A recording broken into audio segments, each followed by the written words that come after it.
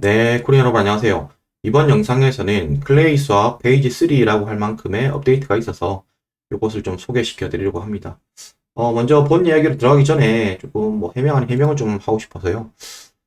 제가 이제 뭐 단톡방에서 요즘 뭐 루나 얘기를 좀 했더니 개인톡으로 연락이 오셔서 아니 원장님 믿고 뭐 이렇게 KSP 투자를 했는데 너는 뭐 빠졌냐 뭐 이런 얘기를 좀 많이 들어요. 뭐 많이는 아니고 몇몇 분이 좀 그러셨어요. 그래서 이제 별로 대응을 안 했는데, 뭐 이번 기회를 좀 들어서 말씀을 드리면, 제가 이제 루나 쪽으로 조금 뭐 포트폴리오가 들어가 있긴 해요. 들어가 있긴 하고, 뭐 이 정도 금액이 좀 들어가 있긴 한데, 근데 실제 이거를 제가 뭐, 여러분들 생각하시는 만큼 클레이 수압을 뭐 다 빼고 뭐 이랬던 건 아니에요. 뭐 빼도 상관없긴 하죠. 뭐 빼도 상관없긴 한데, 어쨌든. 그래서 이걸 보시면 실제 제가 가지고 있는 것들의 내역에 보면 현재도 KSP가 5만 900개, 5만 900개 여기 숫자 보이시죠? 네, 요거 5만 900개 정도를 이렇게 보유하고 있습니다. 그래서 뭐 그런 오해는 좀 안 하셨으면 좋겠고요. 네, 좀 서론이 길었고, 네, 원래 하려고 했던 말을 좀 이어가도록 하겠습니다. 그리고 이제 단톡방 링크 물어보시는 분들이 많던데, 요거는 1대1 챗으로 주지 마시고, 여기 정보란을 누르시면 여기 사칭 말고 공식 단톡방들이 있으니까 요것들 참고하시면 되겠습니다. 네, 이제 본론으로 들어가 볼 텐데요. 플레이스왑의 히스토리를 좀 살펴보려고 해요. 이제 제가 페이스 3라고 조금 그 명명을 한 거는 페이스 1 같은 경우에는 KSP가 2020년 11월 11일이었죠. 첫날부터 저희 뭐 같이 런칭을 했었는데 그 방송을 하면서 그 봤었는데 그 페이지 1이 이제 21년 3월 31일까지라고 보고 있습니다. 그럼 요 그 페이지 1과 페이지 2의 구분은 뭐냐? 즉 기존에는 이제 KSP만 있었다면 이제 VKSP라고 하는 KSP를 스테이킹 했을 때 보팅 파워를 갖는 VKSP가 나왔다. 그게 이제 페이지 2였고 요것을 통해서 뭐 엄청난 가격 상승이 이루어졌습니다. 뭐 다 아실 테고 근데 이거 페이지 2만큼의 이제 조금 파괴력이 있을 것 같은 이제 페이지 3 그래서 이제 KSP가 약간 좀 주춤했지만 부흥기를 겪는 이런 시점이 되지 않을까라고 생각해서 이렇게 페이지를 좀 나눠봤고요. 결국 클레이 수압의 이코노미는 클레이 수압이라고 하는 거는 결국 DEX 탈중앙화된 거래소죠.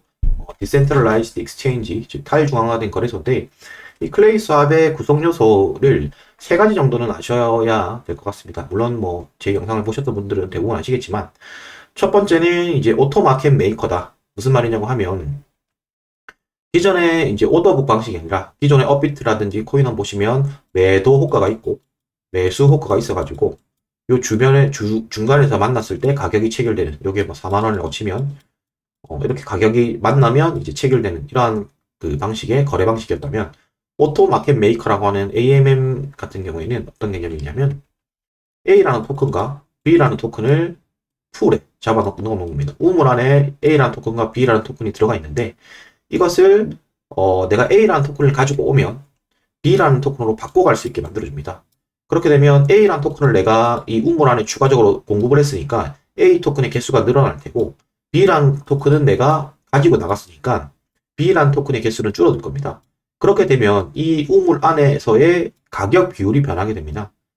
이게 뭐 이렇게 말씀드리면 조금 복잡하게 생각하실 수 있는데 이게 KSP고 이게 KRW라고 생각을 해보세요. 그러면 단순히 KSP를 내가 판다라고 하면 이 시장 안에 이 생태계 안에 KSP가 공급이 되는 시점이고 이 원화를 가지고 갈 수 있으니까 당연히 KSP 가격은 이 우물 내에서는 덜 희귀해지니까 가격은 내려간다. 이런 개념으로 접근하시면 된다.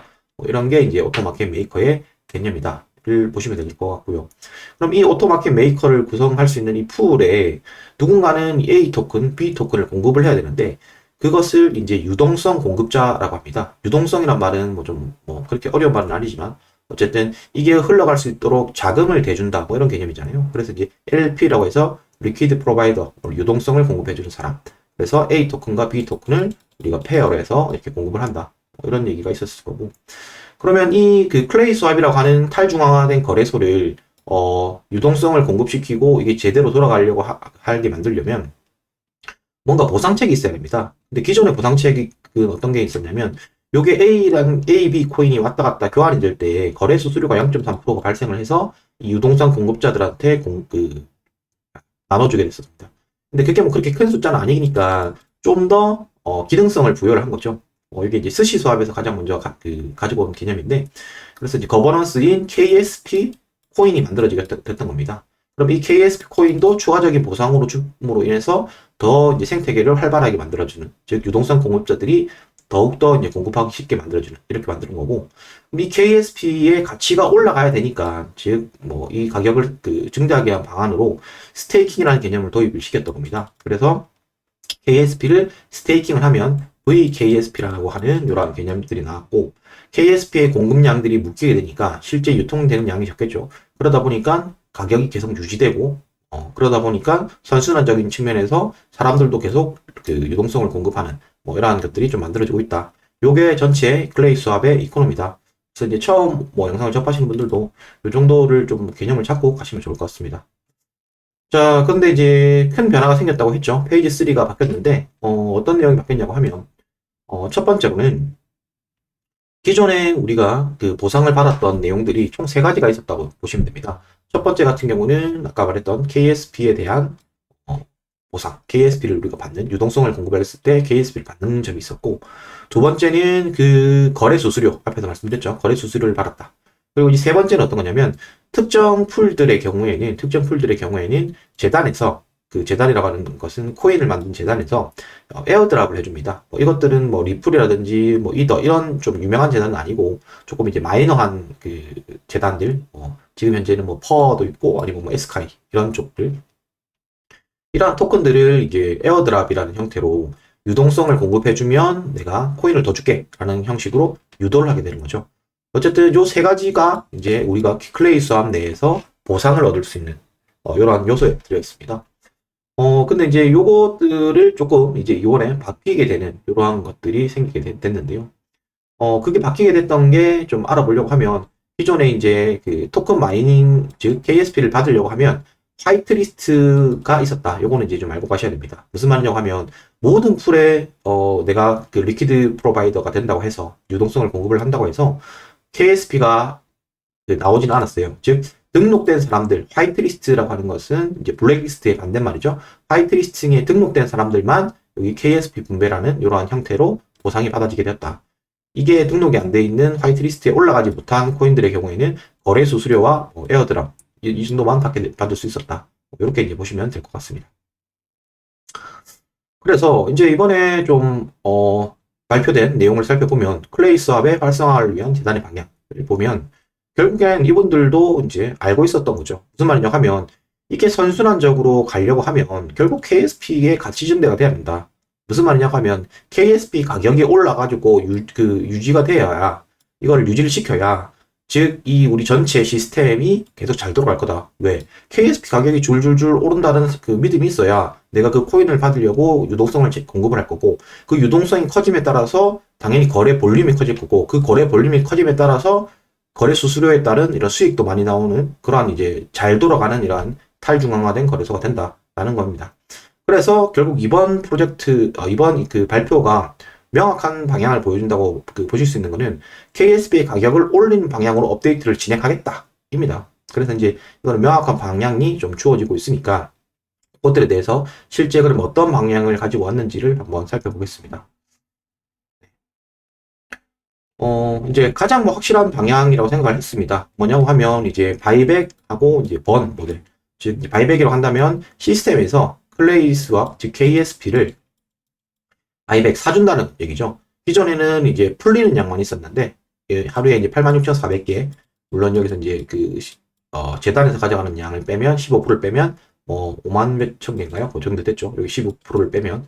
네, 그렇게 됐는데, 이것들이 풀리는 양들 말고 풀린 다음에 우리가 시스템적으로 이제 바이백을 해준다는 얘기입니다. 그리고 바이백 됐던 거를 소각시켜주는, 즉 총 공급량을 줄이는 모델이 이제 나온다라는 겁니다.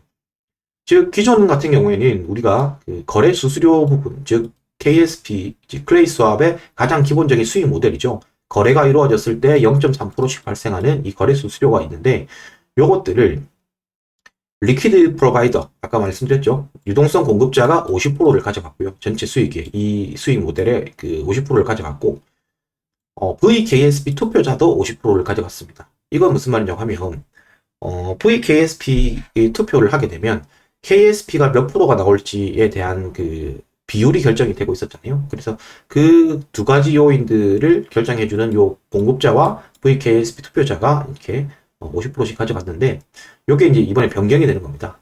이 변경이 되는데, 이거는 이제 매우 합리적인 방향은 맞다고 생각합니다. 서두에서 깔고 들어갈 거는. 자, 첫 번째는 뭐냐면, 기존에 이제 KSP가 나오는 풀들, 아까 앞에서 예시를 들었던 게 우리가 퍼와 에스카이 풀이 있었는데, 다시 한번 보여드릴게요. 퍼와 에스카이 풀 같은 경우에는 하나는 KSP가 나오는 풀이었고 하나는 KSP가 나오지 않는 풀이었던 거죠.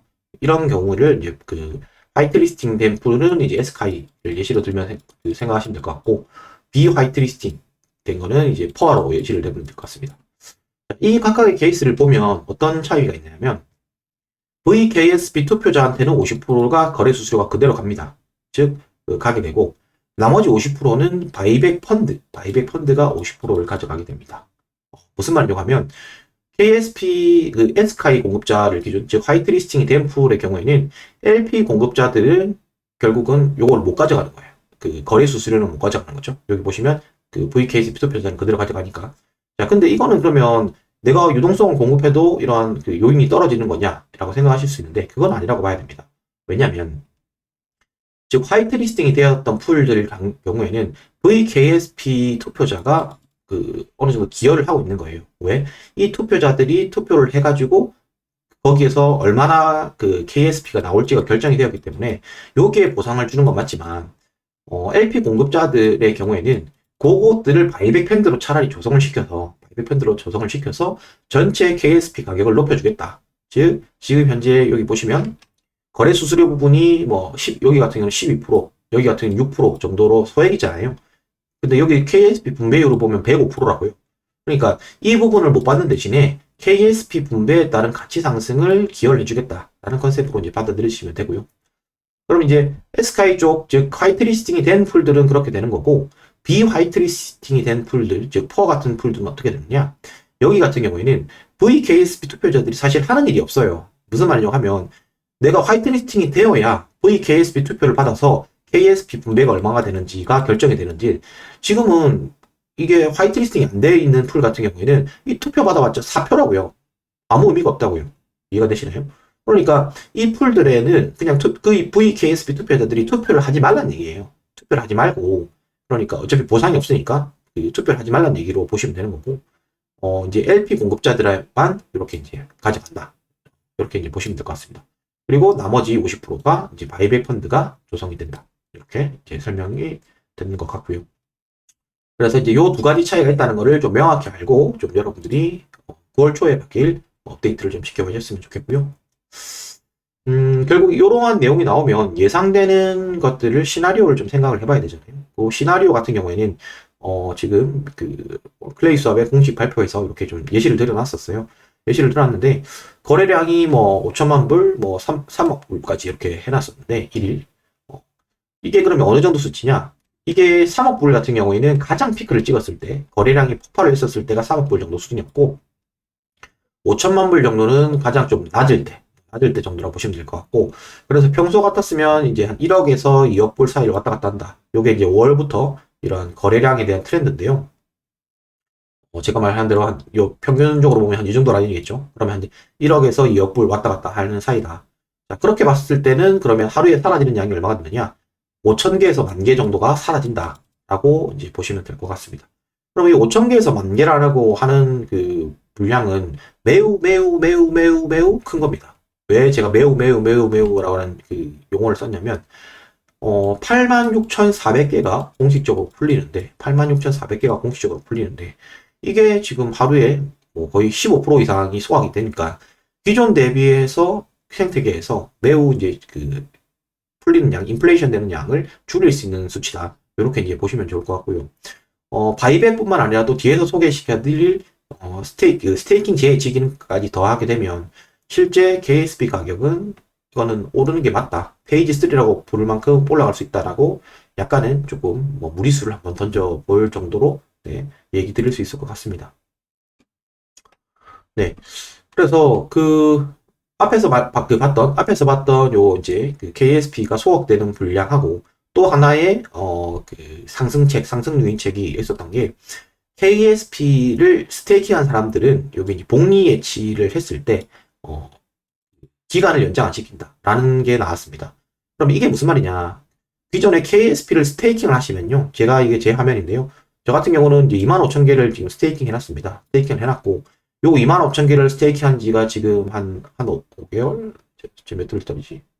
네, 한 5개월, 4, 5개월 된 것 같아요. 정확하게 지금 모르겠네. 3월 말부터 8월 말이니까, 네, 한 5개월 됐다고 칠게요. 네. 어쨌든, 요렇게 4, 5개월이 지났는데, 제가 25,000개를 스테이킹해서 보상으로 받았던 게 누적으로 보면 10,000개입니다, 벌써. 보이시나요? 25,000개 중에 10,000개죠. 그러면 이만큼의 수량이 제가 받았는데, 기존에는 저도 이거를 그 보상 수량을 수령을 한 다음에 다른 자산으로 바꾸거나 아니면 다른 유동성으로 공급하거나 이렇게 했었어요. 왜? 이럴 수밖에 없었던 게, 여기다가 내가 추가로 예치를 하게 되면 이게 이제 1년 묶어놓은 건데 이게 종료 일시가 계속 늘어나는 거예요. 그러니까 사람들이란 게 어떻게 될지 모르는데 이 종료 일시가 계속 늘어나는 것들을 사람들이 두려워한단 말이죠. 그러다 보니까 이 스테이킹 전체 KSP 중에 스테이킹된 비율이 어느 정도 수준에서 수렴을 하고 있는 상태였어요. 즉 이제 60%대까지는 엄청 빨리 올라왔었는데 이게 뭐 한 5, 6월 달부터는 수렴되는 이 정도 좀 정책이었는데, 요번에 나왔던 게 어떤 거냐면 이 스테이킹 되는 수량을 통해서 얻은 그 보상분, 지금 현재 제가 들고 있는 건 75개겠죠. 이것 같은 경우에는 재예치를 해도, 즉 스테이킹 된 물량에 추가로 예치를 해도 보상 종료 일자가 늘지 않는다는 겁니다.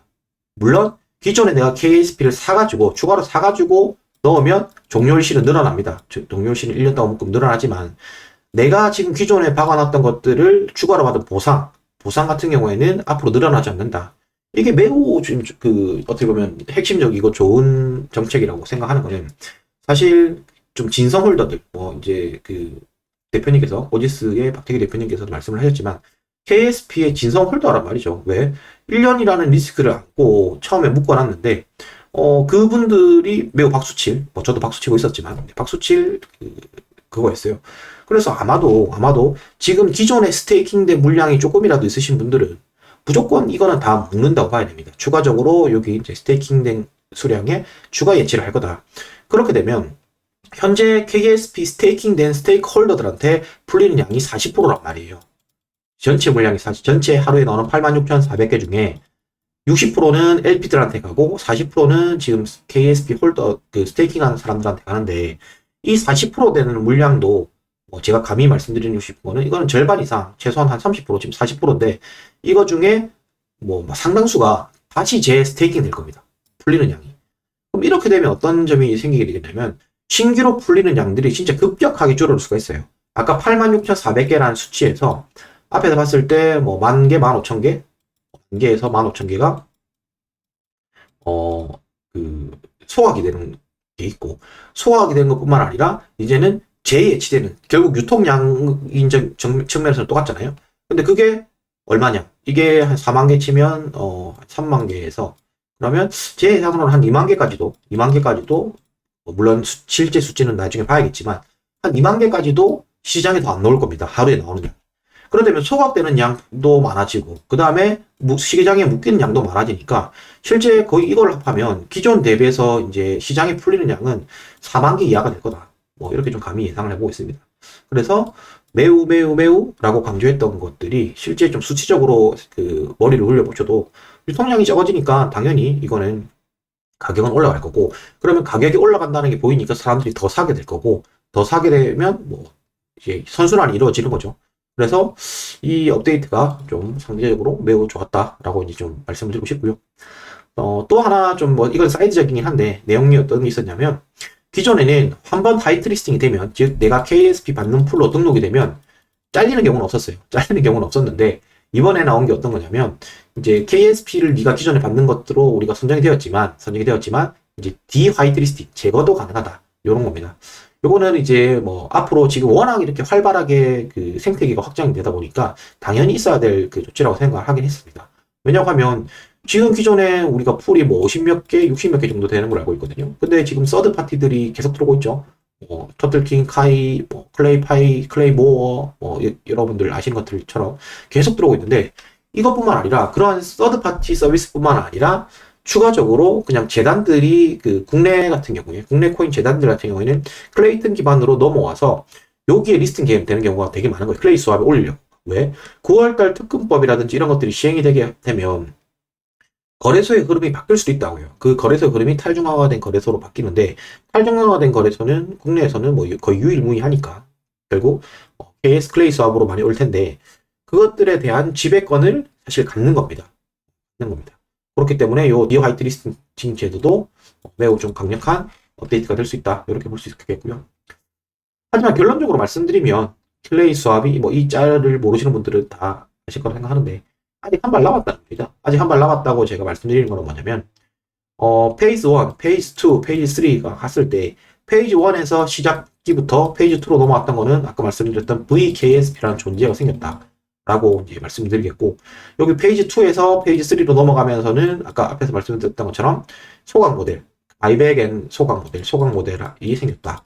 라는 점과 그 다음에 스테이크들, 그 VKSP 홀더들이 재예치가 가능하게, 즉 스테이킹 비율이 높아지게 이렇게 됐다. 요것들이 이제 볼 수 있다고 하면 아직 하나 남았던 거는 뭐냐면 거버넌스라는 건 어떤 거냐면 우리가 지금 앞에서 했던 그 재단에서 뭐 화이트 리스팅을 올리겠어요, 화이트 리스팅을 내리겠어요, 뭐 이런 것들이 결국에는 VKSP를 가지고 계신 홀더들이 결정을 해야 될 상황이라고 하는 겁니다. 왜? 갈 수밖에 없어요. 이게 결국 그 오지스, 즉 만든 서비스를 만든 업체에서 지금은 조금의 중앙화 요소가 껴 있지만 앞으로는 탈중앙으로 가면 갈수록 가면서 결국에는 이게 아무런 외부 손이 없이 이렇게 돌아가는 구조가 결국은 될 테니까 이 거버넌스의 도입은 사실 이번에 좀 미뤄졌어요. 미뤄졌는데 요게 또 넣으면 페이지 3 다음에 페이지 4로 좀 이렇게 남겨두는 거라고 생각합니다. 그래서 제가 뭐 결론적으로 말씀드리면 저는 이제 사실 한 방에 사실 그 거버넌스까지 나올 줄 알았는데 약간은 아쉽긴 하지만 이번 페이지 3만 해도 매우 좀 만족스러운 업데이트 같다. 그리고 아직 한 발 남았다. 라고 좀 정리를 해보려고 합니다. 네, 이번 영상은 여기까지고요. 영상이 도움이 되셨으면 구독, 좋아요, 알람 설정 부탁드리겠습니다. 네, 감사합니다. 그리고 여러분.